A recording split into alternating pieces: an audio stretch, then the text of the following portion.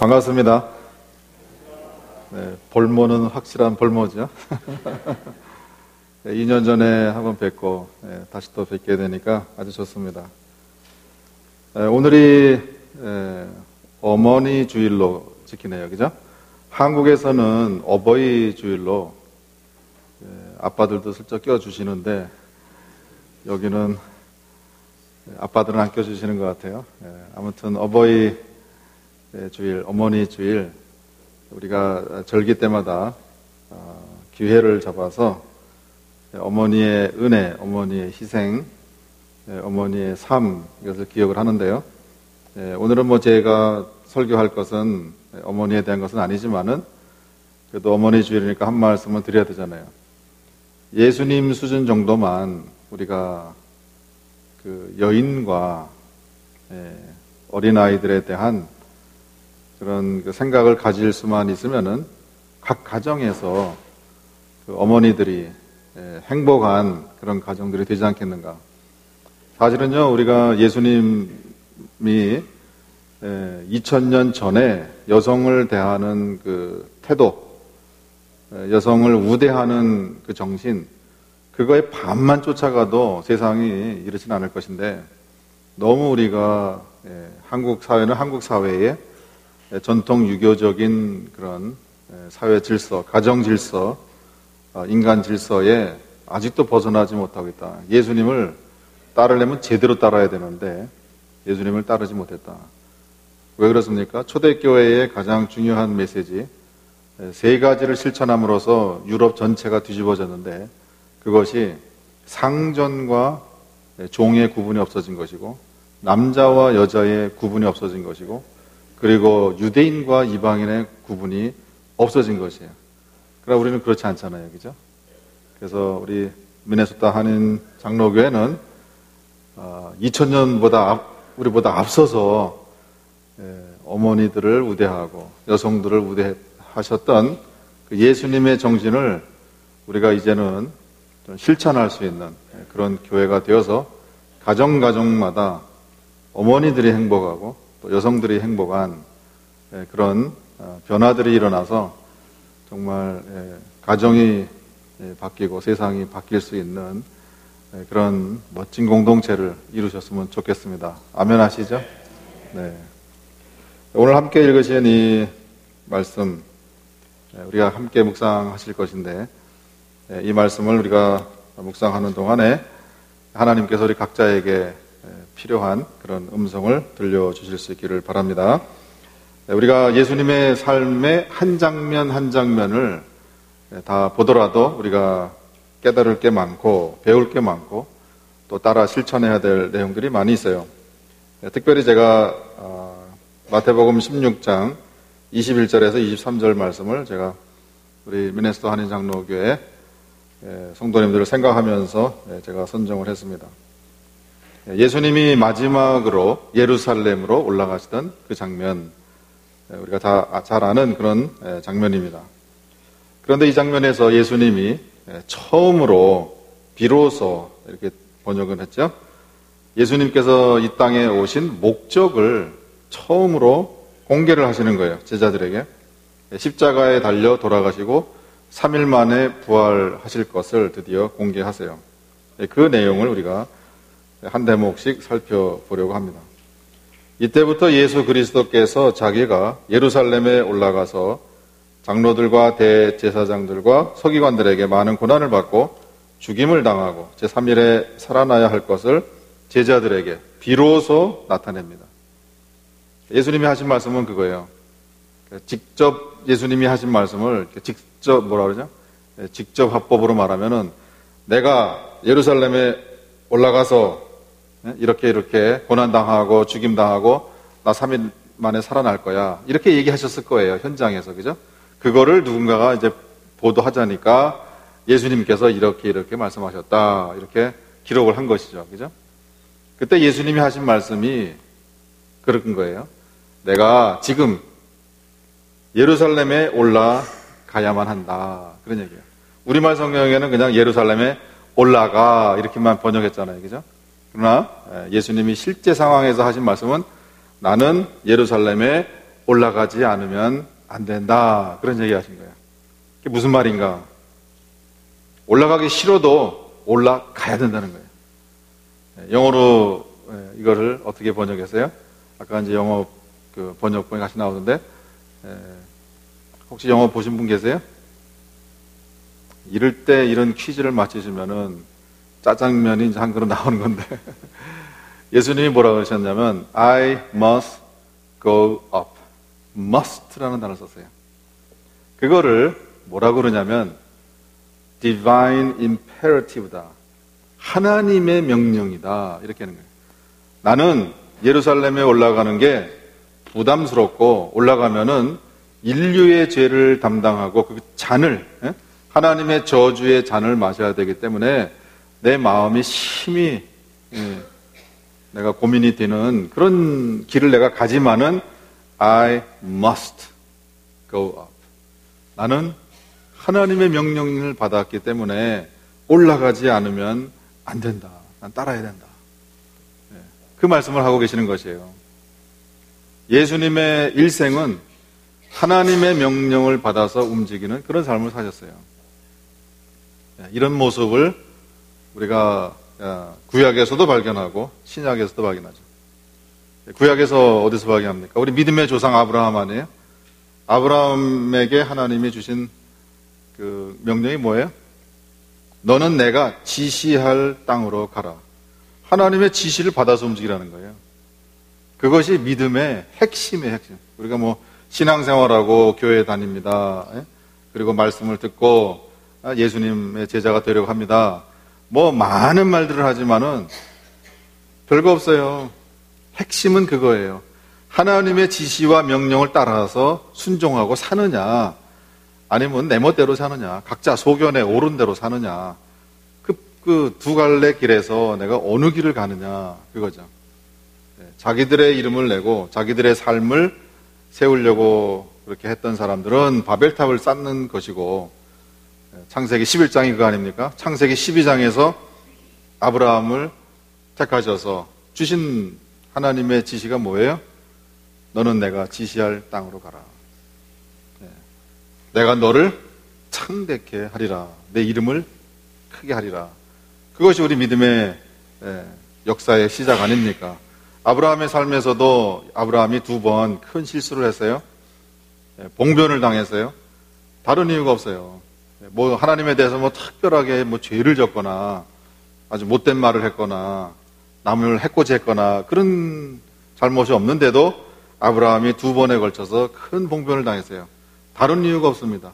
그 기사들을 자세히 보면 하나님으로부터 오는 지시도 없었고 하나님께 여쭤보지도 않고 자기가 생각해서 자기가 결정해서 움직인 그 길로 들어갔을 때에 아내를 뺏길 뻔한 그런 2번의 봉변을 당하게 되는 것이에요. 사도 바울이 자기 자신을 초대교회 성도들한테 소개하면서 늘 했던 말이 있어요. 나 그리스도의 종 바울은, 이렇게 자기를 소개했어요. 보통 말이 아니죠. 그리스도의 둘로스죠. 그리스도의 servant고 그리스도의 slave가 되는 거예요. 예수 그리스도의 slave, 나 바울은, 이렇게 소개를 했어요. 종이에요. 종은 뭐 하는 사람이에요? 상전의 지시를 받아서 그것만 순종하는 것이죠. 자기 인생을 살 수 있습니까? 그렇게 얘기했어요. 하나님의 명령을 받아서 예수님의 명령, 지시를 따라서 움직이는 그런 삶을 산 사람들이 하나님의 종이에요. 예수 그리스도의 종이에요. 요즘에는 그게 종이라는 그 명칭이 무슨 뭐 명예스러운 명칭이 돼가지고 하나님의 종, 목회자들 그러잖아요. 그건 맞는 말이 아니에요. 틀린 말이죠. 여기 계신 모든 분들이 예수님의 종이다, 이런 말을 할 수 있게 되기를 바랍니다. 종이라고 하면서 상전의 명령, 상전의 지시를 따르지 않고 그렇게 살지 않으면서 종이라고 하는 것은 말이 안 되잖아요. 예수님의 삶 자체가 정말, 물론 이제 이사야서에는 아주 노골적으로 야훼의 종이다, servant of Yahweh, 이렇게 표현을 하는 것처럼 종의 모습을 아주 그냥 완벽하게 살아내셨어요. 이런 모습을 볼 때 예수님의 삶을 뷰티다, 정말 최고의 수준의 삶을 사는 것이다, 이렇게 말을 할 수 있어요. 예전에 나온 영화인데요, 그 중국 영화인데, 물론 할리우드에서 만든 거지만은 그 영웅이라는 영화가 있었어요. 히어로. 그 영화의 주인공은 진시황이에요. 진시황. 혹시 보신 분들이 있으신가요? 저는 그 이연걸이라는 배우의 팬인데, 저는 이제 무술 영화를 좋아합니다. 성격이 난폭해서 뭐 때리고 치고 부수는 그런 걸 좋아하는 게 아니라 무술 영화가 참 좋잖아요. 그죠? 남들이 가지 않은 무술의 세계로 들어가서 최고의 경지에 오른 그 정신, 그 삶이, 그 치열함이 아주 감동을 주는 거예요. 그게 이제 제 성격하고도 이제 맞아서 그런 것 같긴 한데, 아무튼 그 이연걸 씨가 주연한 히어로라는 영화예요. 그 영화를 제가 뭐 다 말씀드릴 건 아니지만은, 그 진시황의 이야기, 진시황이 최초로 중국을 천하통일한 사람 아니에요? 거기서 7 킹덤을 하나씩 이제 정복하면서 무수히 많은 원한을 이제 사는 그런 일이 있었어요. 그래서 진시황에 의해서 정복당한 그 소수 왕국의 그 무사들이, 부모를 잃어버린 그 무사들이 복수의 칼날을 가는 거 아니에요. 당대 그 장외의 최고의 그 무술의 그 고수들이 진시황을 살해하기 위한 그런 이제 계획을 가지고 있었어요. 그 중에 이제 이연걸, 제가 이제 오래돼서 이제 그 대충 기억을 하지만은, 이제 이연걸이 최종적으로 진시황을 그 살해하는 그런 기회를 얻었어요. 그 기회를 어떻게 얻느냐? 진시황을 그 살해하려는 누구 있을 거 아니에요? 그 사람들의 목을 가져가면은 진시황한테 10보 앞으로 가까이 아련할 수 있는, 그 거리를 좁힐 수 있는 그런 이제 특권을 주는 것 같아요.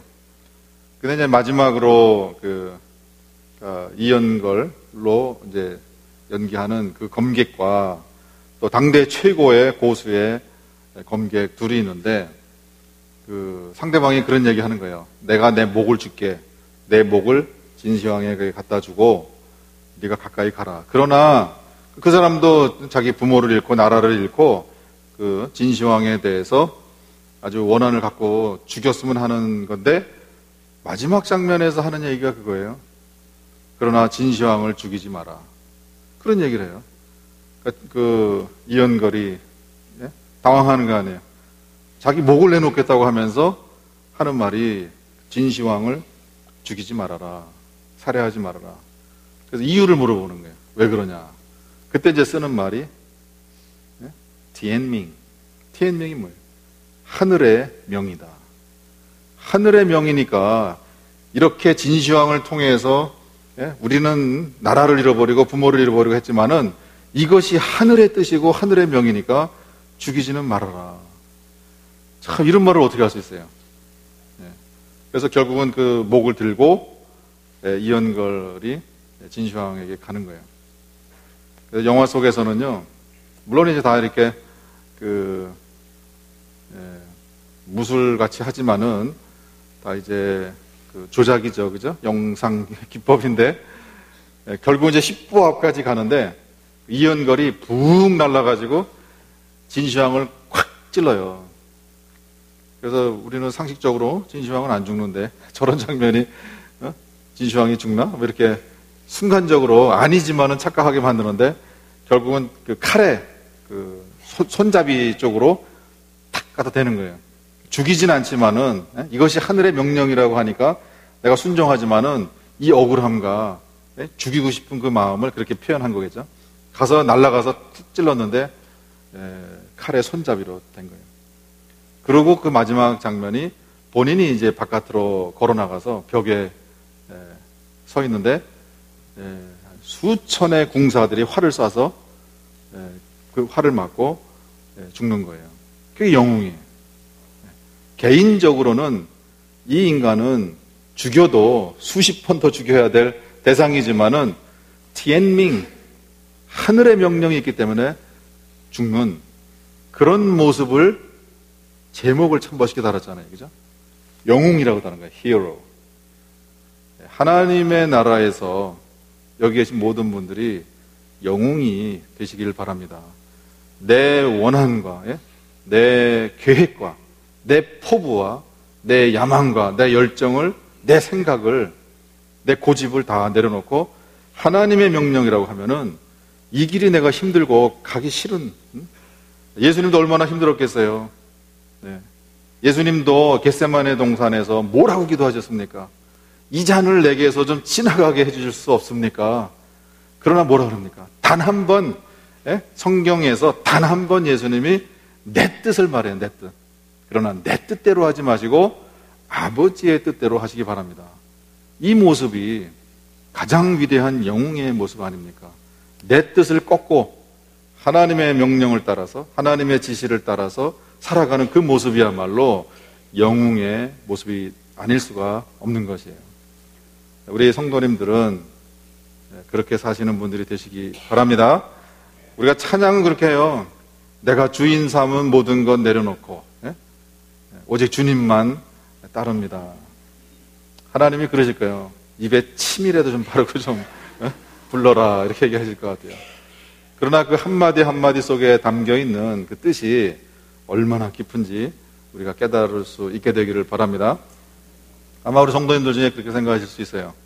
예수님은 하나님으로부터 직통 명령을 받아서 사셨고, 아브라함 그렇고, 사도 바울 그런 분들이야 직통, 예수님이 뭐 다메섹으로 가는 길에서 만나주시고 직접 명령을 내리셔서 그렇지만, 우리같이 평범하고 그렇게 영성이 깊지도 않고 뭐 하나님이 나에게 무슨 그런 거창한 사명을 준 것도 아닌데 내가 하나님의 뜻을 이렇게까지 내 뜻을 꺾고 살아야 되는가, 그렇게 생각하실 분이 혹시 계실지 몰라요. 그렇죠?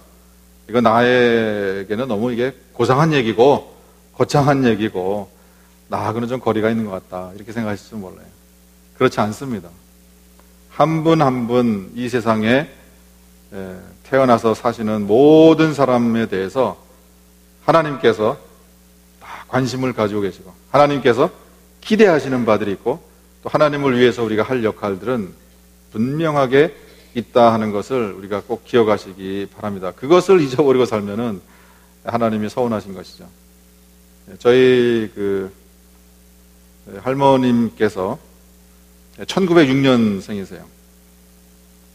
벌써 오래전에 돌아가셨는데, 제가 대학원 다닐 때 돌아가셨어요. 근데 저희가 한 번은 저희 할머님이 중풍에 걸리셔가지고 고생을 많이 하셨는데, 그전에는 그래도 기거 활동하는데 지장이 없었는데, 그날은 쓰러지셔서 정말 이제 가시나 보다 이렇게 생각했어요. 그래서 급하게 이제 저희가 아는 그 전도사님을 에게 전화를 드렸어요. 그 전도사님은 한국에 하면 양재 옆에 청계산이라고 있습니다. 청계산 기도원에서 평생을 이제 사시고 지난주에 하늘나라로 가셨어요. 91세로. 저희 할머님과 같이 기도 팀의 막내 동이셨는데 다 은혜자들이시죠. 기도의 깊은 세계를 사셨던 이제 그런 분들이세요. 요즘 이렇게 말하는 이런 은사, 저런 은사, 그분들 세계에서는 일상이 은사니까, 은사 속에 사신 분들이니까 아주 기이한 분들이죠. 저희 할머님이 이제 쓰러지셔서 그 전도사님을 모셨어요. 저희 할머님이 돌아가시는 것 같습니다. 하더니 오셔요. 그분들이 늘 하는 것은 이제 친구 기도 동지들 몇 분이 오셔서 빙 둘러 앉으셔서 방에서 한 10분, 15분 정도 이렇게 기도를 하세요. 그리고 방언으로 이제 한참 이렇게 다들 기도하세요. 그러더니 이제 기도 마치신 다음에 저한테 그런 얘기 하는 거예요. 야, 너희 할머니 안 돌아가신댄다. 아직도 할 일이 남으셨댄다. 그런 거예요. 그래서 제가 속으로, 아니, 지금 연세가 지금 80이 다 되신 분이 풍으로 쓰러져가지고 누우시고, 아무것도 지금 못 하시고, 이게 발음도 안 되고, 기도도 제대로 안 되는데, 아니, 무슨 할 일이 남아 있으시다고, 안 돌아가신다고, 그렇게 말씀하시나, 제가 이제 이해가 안 된 거예요. 아닌 게 아니라 그날 이후로 만 2년이죠. 해수로 3년 동안 그 병에서 일어나지 못하시고 하늘나라 가셨어요. 그 2년 동안 저희는 이제 그 대학 생활이고 뭐고 다 날라갔죠. 미팅이 어디 있습니까? 하루는 제가 학교 가고 하루는 제 형이 학교 가고 대학교 3학년, 대학교 4학년을 그런 식으로 수발 열심히 하고 그러고 하늘나라 가셨는데, 아니 그때 그 전도사님이 하신 말씀이 너희 할머니 안 돌아가신댄다. 아직도 할 사명이 남아 있으시댄다. 뭔 사명 때문에 2년 동안을 우리 이렇게 죽게 고생하고 MT고 미팅이고 아무것도 못하게 하시는, 무슨 이런 사명이 다 있는가. 하나 나중에 제가 깨달은 건 있어요. 뭐 저희 형은 형대로 또 받은 은혜가 있겠지만 저는 저대로 이 문장을 인간 만드는 게 마지막 사명이셨구나. 왜냐하면 제가 그 무렵에요. 성격이 아마 좀 이렇게 인상이 좀 안 좋았던 것 같아요. 저희 할머님을 모시기 직전에 제 형님하고 저하고 자취를 했는데요. 제 형님은 그때 그 신학대학교 학생이었고 저는 이제 일반 대학 학생이었고, 자취방에 얼마나 좋아요. 그 형 친구들이 놀러 오고 그랬어요. 한동안 열심히 그냥 복작복작 이제 들락날락 하더니 형 친구분들이 발길을 딱 끊었어요. 그래서 궁금해가지고 물어봤죠. 요새 형 그 친구들 왜 우리 집에 안 온대? 그랬더니 제 형님이 하시는 말씀이, 야, 우리 친구들이 그 집 가면 그 인상 더러운 놈은 그 놈 꼴 보기 싫어서 안 온댄다. 제 얘기하는 거예요. 저는 상상이 안 돼. 제 인상이 그렇게 들었습니까? 지금 제 인상 보고 그런 말 하는 사람은 아무도 없어요. 그죠? 근데 그때는 어땠는지 저도 모르겠어요. 기억이 잘 안 나는데. 그때도 뭐 지금하고 별 차이가 없다고 생각하는데, 니네 집 가면 그 인상 더러운 놈 때문에 가기 싫다고 안 온대. 그 발을 딱 끊었어요. 아주 날카롭고, 아무튼 뭔가 이렇게 사회에 대한 불만 이런 것들이 저도 모르게 그 성격으로 튀어나오고 하는 게 있었던 모양이죠. 2년을 중풍으로 쓰러진 할머니를 병관하다 보니까요, 인상이고 뭐고 그냥 뭐 세상에 대해서 불만이 뭐 다 없어졌어요. 그날 그냥 평안하시면 감사하고 이런, 그리고 밥하고 반찬 만들고 빨래하고 뭐 김치까지도 절여서 만들고 하는 이런 훈련을 하나님이 시키신 거예요. 2년을 하다 보니까요, 머릿속이 텅 비더라고요. 앉아가지고 음악 듣고 아주 단순한 사람으로 변화됐어요. 그래서 하나님이 나를 사람 만드시기 위해서 인상 좋은 사람으로 만드시는 그것이 할머님의 마지막 사명 중에 하나였나 보다. 그런 생각을 이제 하는 것이죠.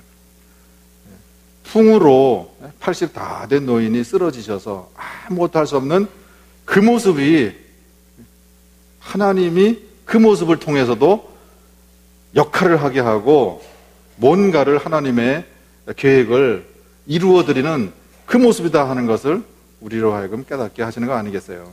여기 계신 한 분 한 분, 나는 뭐 리타이어하고 기운도 없고 아무것도 할 거 없고, 천만의 말씀이에요. 만약에 정말 하나님 보시기에 역할이 끝났으면 하나님이 데려가시죠. 우리가 내 생명 받아서 나 여기 살고 싶어서 몇 날, 며칠, 몇 시에 난 세상으로 오겠다, 내가 스스로 이 세상에 오는 것을 결정하고 오신 분 계십니까? 없죠. 하나님이 보내신 것이죠. 우리의 삶의 시작과 끝은 하나님의 손에 달려있는 줄 믿습니다. 우리에게 역할이 없습니까? 우리에게 사명이 없습니까? 천만의 말씀이에요. 하나님이 한 사람 한 사람 지명하여 불러서 어느 자리에 있든지 그곳에서 우리가 감당해야 될 사명이 있고 역할이 있는 거예요. 그거를 찾아서 우리가 살아드려야 하나님의 자녀에 맞는 그런 사람이 되는 줄 믿습니다.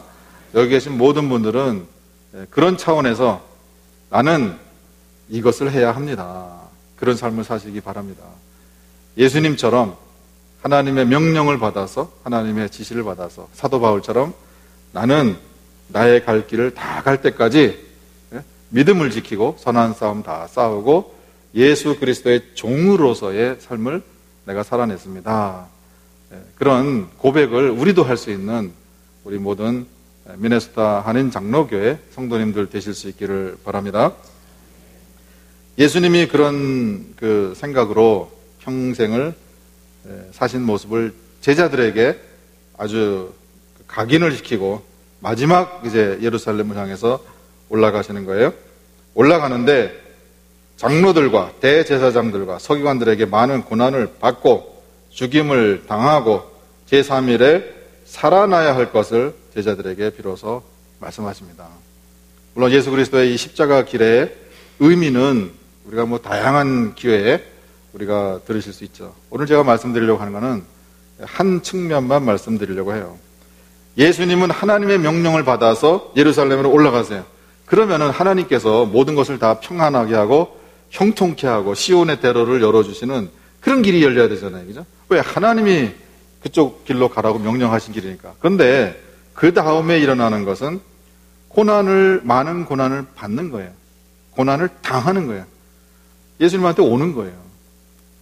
그리고 죽임을 당하는 거예요. 그 다음에 제3일에 살리심을 받는 거예요. 원래 성경에는 전부 다 수동태로 써요. 수동태. 예수님이 가만히 계세요. 달려와서 고난을 주고 다른 사람이 와서 죽이고 또 하나님의 손에 의해서 살리심을 받고 예수님이 가만히 계시는 거예요. 일이 일어나는 것이에요. 하나님의 계획 속에서 일이 일어나게 되는 것이에요. 이것은 내 삶에 일어나는 이 모든 것은 하나님께서 하시는 것이구나. 내가 하는 것은 예루살렘에까지 하나님의 명령을 따라서 가는 것이 내가 하는 것이고 그 다음에 되어지는 것들은 내 손을 떠나 있는 것이구나. 하나님께서 하시는 것이구나. 그것을 보여주시는 것이에요.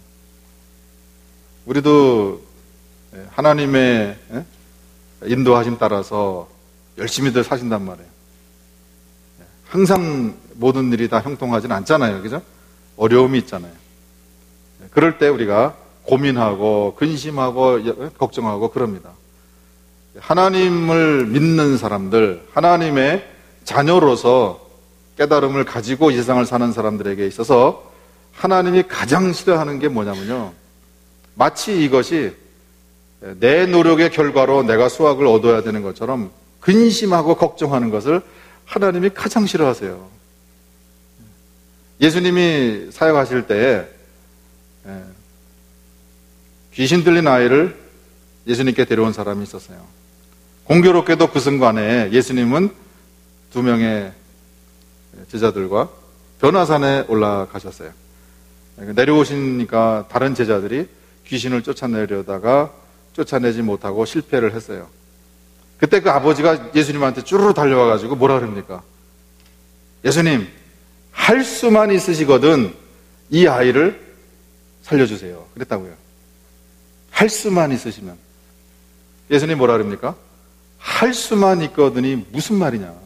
믿는 자에게는 능치 못함이 없느니라. 아니, 예수님한테 와서 또는 우리가 만약에 하나님께 기도하면서 하나님, 혹시 할 수 있으시면은 할 수 있으시면은 고쳐주시겠습니까? 이런 망발이 어디 있습니까? 하나님한테 우리가 그렇게 말을 할 수 있습니까? 할 수 없죠. 그리고 예수님은 그 귀신 들린 아이를 고쳐주셨어요. 우리 삶이 그렇게 살고 있잖아요. 내가 할 수 있는 노력은 최선을 다해요. 그러나 그 다음은 하나님의 손에 달리는 거예요. 근데 그 결과까지도 내가 좌지우지하려고 하면은 우리가 할 수 있는 것은 근심하고 걱정하고 고민하고. 뭐 예를 들어서 우리가 식당을 개업을 합니다. 최선을 다해요. 인테리어 장식을 다 하고 최선의 음식을 만들어서 제공합니다. 손님이 올 거냐 안 올 거냐, 그 내 소관입니까? 그건 하나님이 하시는 것이죠. 우리 영역에 내가 최선을 다할 수 있는 영역까지는 내가 다 하지만은 그 영역을 넘어서 하나님의 영역에 속한 것을 내가 이렇게 저렇게 됐으면 좋겠다 하는 거기까지 내 마음이 뚫고 들어가게 되면은 우리가 할 수 있는 것은 아무것도 없어요. 근심하고 걱정하는 것. 하나님은 그것을 가장 싫어하는 거예요. 그것을 믿음이 없다라고 평가를 하시는 거죠. 제가 싱가포르에 살 때 그 사업을 하는 우리 아주 젊은 사업가가 있었어요. 중국에다가 공장을 세웠는데 뭐 일이 잘못된 것 같아요. 그래서 싱가포르에서 같이 대화하는 중에 목사님 기도 좀 해주시기 바랍니다. 지금 상황이 이래서 걱정이 이만저만이 아닙니다. 알겠습니다. 기도하자. 그런데 그 걱정되는 얘기를 계속해요. 중국에 지금 이런 일이 있어서 그렇습니다. 그래서 제가 그랬죠. 집사님 지금 어디 있습니까? 여기 싱가포르에. 중국 얘기하면서 걱정하고 있죠. 예. 걱정한다고 중국 일이 풀립니까? 아니요. 근데 왜 걱정하세요? 하나님한테 풀어달라고 부탁하고 편하게 있으면 되지 않겠습니까? 목사님은 이 사업의 세계를 모르셔도 너무 모르요. 아니, 걱정이 저절로 되는데 걱정하지 말라면 이게 걱정이 안 됩니까? 글쎄, 걱정한다고 중국에 있는 일이 풀립니까? 아니요. 근데 왜 걱정합니까? 말이 쉽지. 예? 인지상정계 사람 마음이 그렇습니까?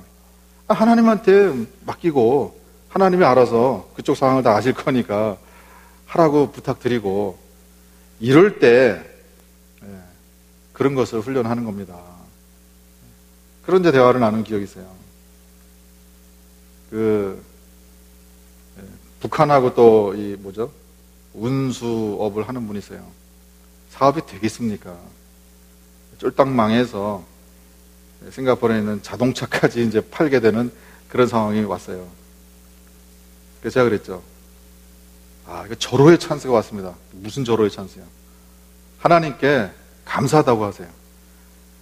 아니, 목사님은 목사님이니까 그런 말씀 하실 수 있지만은, 아직 우리 자동차까지 팔게 됐습니다. 지금 가족이 지금 온통 괴롭고 지금 살까 말까 지금 그러는 반에 뭘 하나님께 감사하란 말입니까? 글쎄, 감사하세요.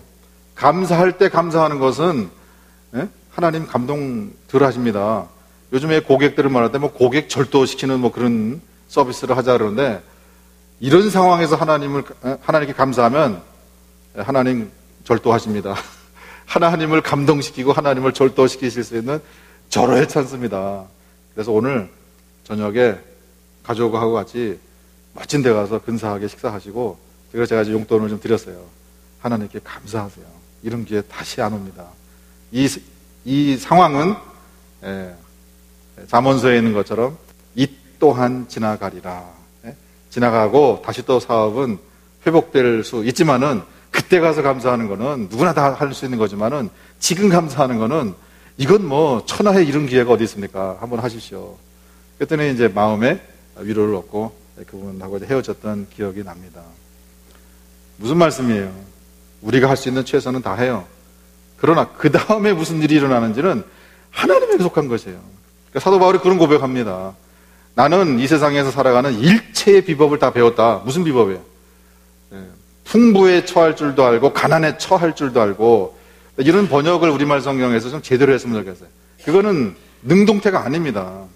내가 부자 되고 싶어서 열심히 노력해서 부자가 되기도 해본, 부자가 돼본 경험도 있고, 또 사업이 쫄딱 망해서 어쩌다 가난한 경험도 했고 산전수전을 다 겪었습니다. 그런 얘기가 아니에요. 하나님께서 나를 부유한 자리로 가게 하셔서 내가 수동태죠. 하나님이 부유한 자리로 가셨을 때, 그때 내가 예수님의 제자답게 그리스도인답게 사는 법을 배웠고, 또 하나님께서 나를 정말 지독하게, 그때 쓴 그 가난한이라는 단어는요, 정말 그 끼니를 해결할 수 없을 정도의 아주 비천한 상태로 들어가게 하신 거예요. 누가 한 거예요? 하나님이 하신 거라는 거예요. 부자가 되게 하신 것도 하나님이 하신 거고, 그런 끼니를 이을 수 없는 가난한 상황에 들어가게 하신 그것도 하나님이 하신 거라는 거예요. 이 모든 것이 하나님이 하신 것인데, 이런 상황이든 저런 상황이든 어느 상황에서든지 나는 하나님이 하신 것이라는 것을 내가 알고, 그 하나님의 계획을 그 속에서 들여다보고 자족하고 감사하고 기뻐하는 일체의 비법을 내가 배웠습니다. 그 얘기를 하는 것이에요. 우리 성도님들 고민 많죠? 아까 기도하시는 거 보니까 우리 미네소타 한인 교회 안에도 어려움 있는 가정들이 많으신 것 같아요. 우리 걱정하고 근심한다고 되는 거 아니에요. 사도 바울 분명히 말씀했어요. 아무 일에든지 염려하지 말고 감사함으로 하늘에 계신 너희 아버지께 간구하라. 그러면 사람의 understanding이죠, 그죠? 우리의 이해를, 우리의 지각에 뛰어넘는 하나님의 평강이 너희 마음을 지키시리라. 우리 마음 안에서 하나님의 영역을 침범하는 그런 우리의 블라스포미죠, 그죠? 신성모독하는 그런 일을 우리가 일상 속에서 너무도 아주 익숙하게, 능숙하게 하는 이것을 우리가 중단하고 나는 하나님의 명령 따라서 살되 그 다음에 이루어지는 것들은 하나님의 손에 달려있는 것입니다.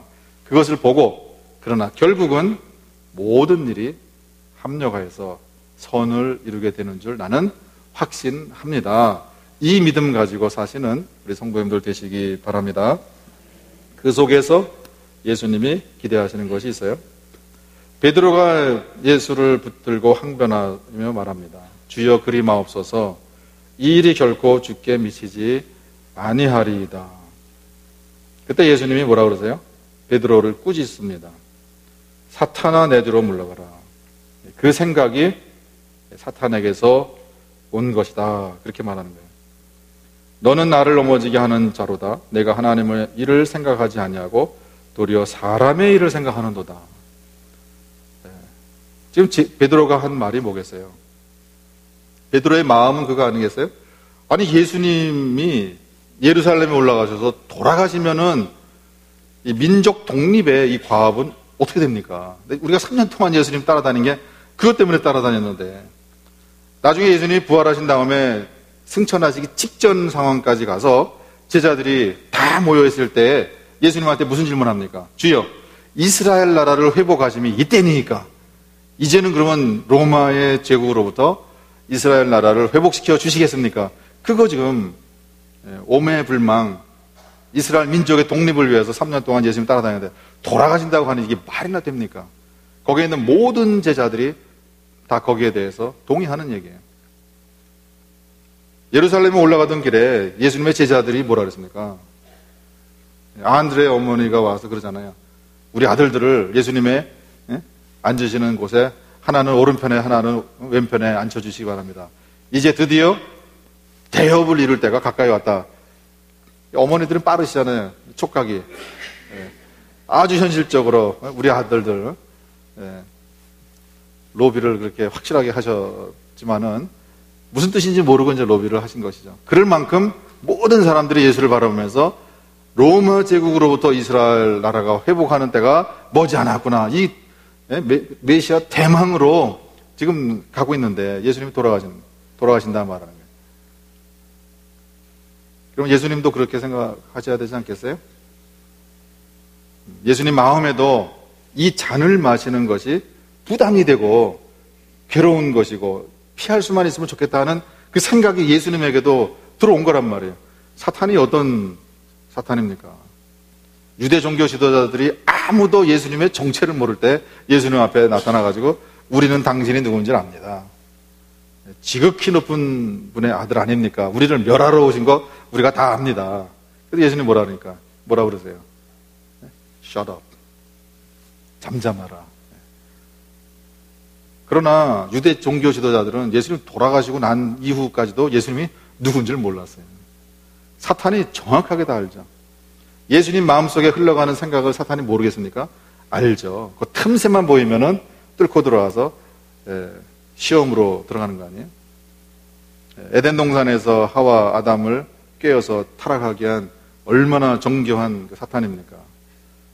이런 대목에서 우리 같은 사람들은 그럴 거예요. 베드로야, 너밖에 없다. 나도 지금 예루살렘에 올라가는 마음이 사실은 하나님의 명령을 받아서 올라가긴 올라가지만 그 정도만 해도 아주 대단한 영성 아닙니까? 그러나 정말 내 마음속에는 힘들다. 네가 내 마음을 알아주는구나. 고맙다. 3년 동안 나를 따라다니면서 배운 효과가 나타나는구나. 이렇게 말씀하시는 게 인간적으로 맞는 거 아니에요? 사실 그게 맞는 거예요. 그러나 예수님은 이 소리가 하나님의 소리인지 이 소리가 사단의 소리인지 분별하는 귀가 있는 분 아니겠어요? 우리 여기 계신 분들은 다 아는 거예요. 옛날 어느 그 약품 선전할 때 그러잖아요. 이 소리가 아닙니다. 이 소리도 아닙니다. 뭐는 소리가 나지 않습니다. 뭐 하는 거예요? 우리가 시편 1편 1절을 보면은 그런 내용이 있습니다. 뭐 우리식으로 쉽게 말씀드리면 이제 그런 것이지만은 시편 1편 1절에 그렇게 표현했어요. 복 있는 사람은 악인들의 꾀를 쫓지 않습니다. 복 있는 사람들은 그거는 좀 달리 번역하면 이 사람들은 정말 복 있는 사람들이다. 이 사람들은 정말 훌륭한 사람들이다. 이 사람들은 진짜 하나님의 사람들이다. 어떤 사람들? 첫 번째 조건이 뭐예요? 악인들의 꾀를 쫓지 않습니다. 그게 뭡니까? 만약에 제가 생각할 때 이건 아주 인간이야. 야. 악한 사람이야. 이렇게 저하고 관계해서 그런 사람이 저한테 꾀를 줍니까? 거기 꾀라고 번역된 단어는요, 영어 단어로 하면은 advice예요. 또는 어떤 경우에는 counsel이라고 번역을 해요. 저한테 advice를 주고 저한테 counsel을 주는 사람이 제가 생각할 때 악한 사람이 저한테 그걸 줄 수 있습니까? 악한 사람이 저한테 그걸 줄 리도 없고 제가 그거를 받을 리도 없고 그걸 왜 따라갑니까? 그게 아니에요. 나에게 충고를 주고 나에게 조언을 주는 가까운 사람이에요. 그런데 악한 사람들로 복수로 쓰였어요. 그게 무슨 말이에요? 아니 이 선배가 하는 말이 똑같네?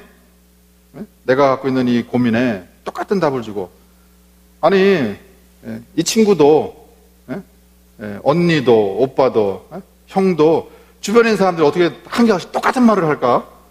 그러면 이 말이 맞는 건가 보다. 대부분은 그렇게 생각할 거 아니에요. 그러나 이것이 하나님의 뜻과 어긋나고 하나님의 계획과 어긋나는 것이면 나하고 가까운 데 있는 사람들이 주는 충고들이 카운슬이 어드바이스가 이거 아니구나. 그걸 따르지 않을 수 있는 영적인 분별력이 있는 영적인 귀가 열려있는 사람들은 그분들은 정말 복된 사람이다. 어떤 사람이 그런 능력이 있다는 거예요? 그들은 여호와의 율법을 즐거워하여 주야로 묵상하는 자로다. 말씀이 그 속에 풍성이 있는 그런 사람들이래야 들려오는 소리가 이게 하나님의 소리구나. 이것이 사람의 소리구나. 이것이 개소리구나. 이걸 이제 구분할 수 있는 열명. 예수님은 그 귀가 열려 있으셔서 사단의 말에 귀를 기울이지 않았어요. 우리 인류의 비극이 어디서부터 시작됐습니까? 듣지 말아야 될 소리를 들은 데서 시작된 거 아니에요. 에덴 동산에서 마치 위해 주는 척하면서 다가와서 이거 하나님이 이거 먹지 말라고 해서 왜 그런 줄 알아? 사탄아 물러가라. 너는 나를 넘어지게 하는 자로다. 그때 하와가 그 말을 했으면은 우리가 어떻게 이 세상을 살지 참 흥미진진한데 이 다음에 천국 가면 하나님께 여쭤보려고 그래요. 만약에 하와가 그때 타락하지 않았으면은 하나님의 계획은 인류 역사는 어떻게 준비하고 계셨습니까? 뭐 역사에서는 가정이라는 건 없지만은 그래도 하나님한테 한번 여쭤볼 수 있잖아요, 그죠? 혹시 기억하셨다가 이 다음에 천국 가시면은 제가 못 물어보면 우리 성도님들이 한번 여쭤보세요. 그러나 예수님은 그걸 분별을 했어요.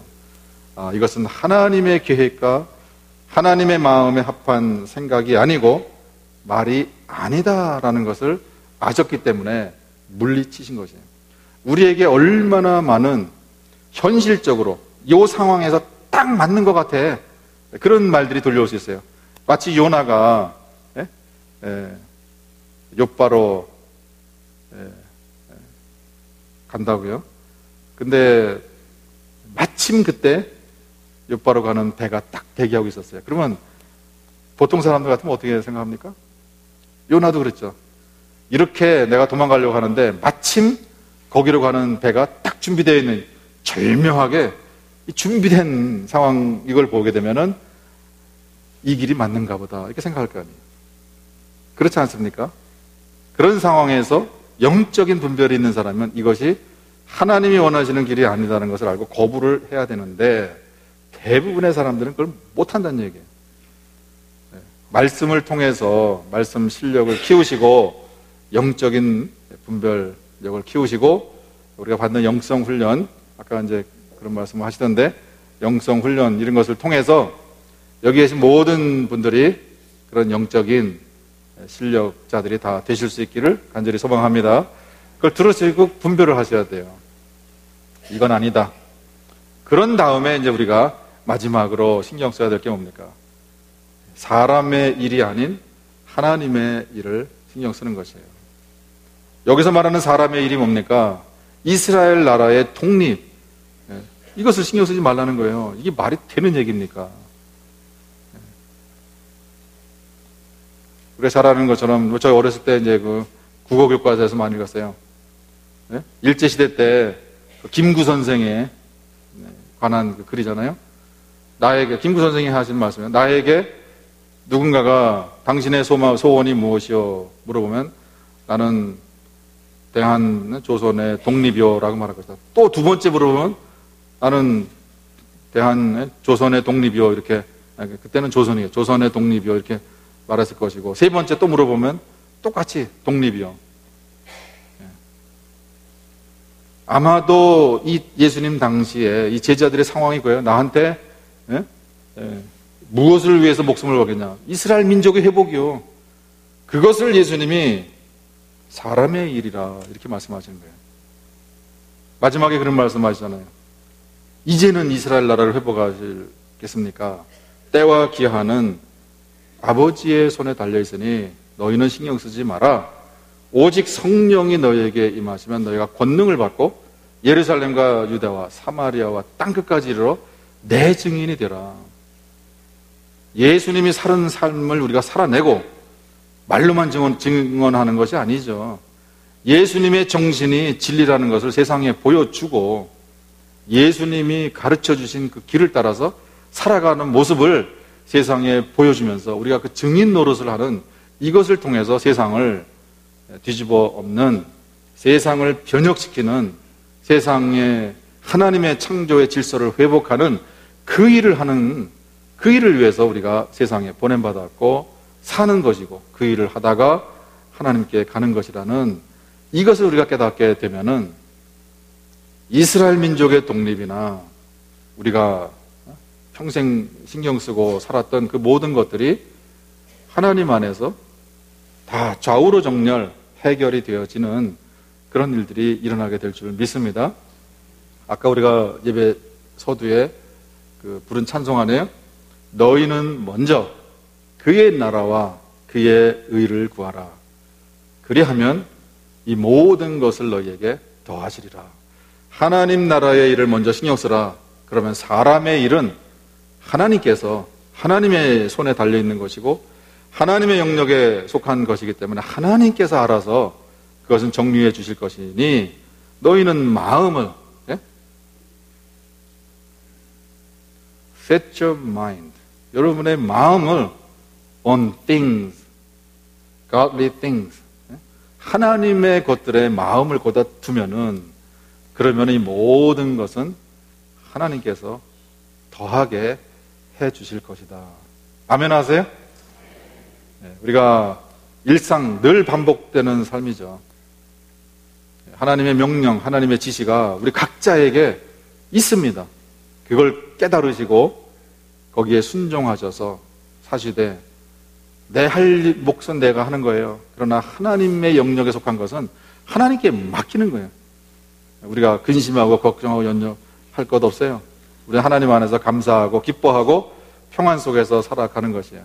다만 우리가 할 것은 내 마음을 날마다 어떻게 하면 세상을 쫓아갈까? 어떻게 하면은 세상에 내가 이름을 낼까? 이런 세상 일에 우리가 매몰되어서 함몰되어서 살아가는 것이 아니라 내가 있는 자리에서 하나님의 일이 뭔가, 하나님이 내가 해야 되는 일이 뭔가, 그거는 결국은 내가 예수 그리스도의 가르침을 받아서 예수 그리스도의 정신을 따라서 살아가는, 예수를 보여주는 그런 삶을 삶으로써 하나님의 나라의 귀한 쓰임을 받는 것이다 하는 것을 꼭 기억하시기 바랍니다.